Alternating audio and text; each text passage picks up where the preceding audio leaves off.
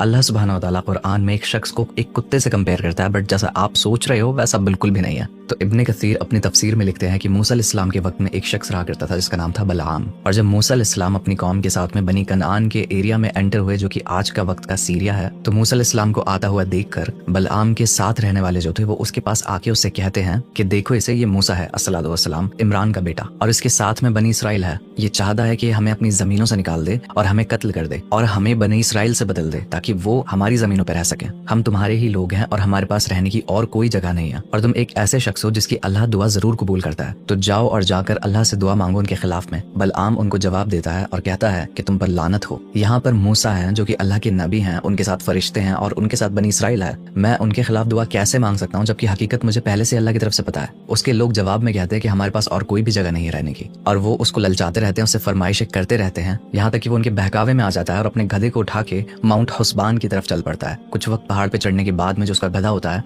वो बैठ जाता है और वो आगे नहीं बढ़ता। वो अपने गधे से उतर कर उसको मारता है ताकि वो फिर से खड़ा हो सके, और वो फिर से खड़ा हो जाता है और ये फिर से उसकी सवारी करने लगता है। मगर थोड़ी ही दूर बाद जो गधा होता है वो फिर से यही काम करता है। बलआम उसको फिर से मारता है और गधा फिर से खड़ा होता है और वो चलने लगता है। और उसके बाद बलआम जाता है और मूसा अलैहिस्सलाम और बनी इसराइल के खिलाफ दुआ मांगता है। मगर एक बहुत ही खास बात होती है, अल्लाह सुब्हानहू व तआला उसकी ज़बान से अपने लोगों की बुराई निकलवा देते हैं और मूसा अलैहिस्सलाम की और बनी इसराइल की अच्छाइयाँ निकलवा देते हैं। और बलआम के जो साथी होते हैं वो ये देखने के बाद कहते हैं उससे कि तुम उनके हक में दुआ मांग रहे हो और हमारे खिलाफ दुआ कर रहे हो। बलआम उनको जवाब देता है कि मेरी ज़बान मेरे काबू में नहीं है और ये अल्लाह की करामत है। और बाद में उनको वो जवाब देता है जब उसकी ज़बान उसके मुंह से बाहर लटक रही थी कि मैंने इस दुनिया को भी खो दिया है और मैंने आखिरत को भी खो दिया है। और सूरह अल अराफ में बलआम जो कि बरूआ का बेटा था, इसके ऊपर एक पूरी आयत है और एक पैराबल है जिसमें अल्लाह सुब्हानहू व तआला फरमाता है, और उनको उस शख्स का हाल पढ़कर सुना दो जिसको हमने अपनी आयतें अता फरमाई और उसको इल्म के लबादे से आरास्ता किया तो उसने उसको उतार फेंका।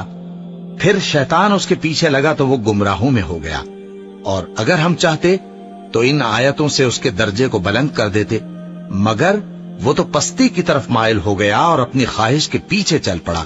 तो उसकी मिसाल कुत्ते की सी हो गई कि अगर उस पर हमला करो तो जबान निकाले रहे, या उसे यूं ही छोड़ दो तो भी जबान निकाले रहे।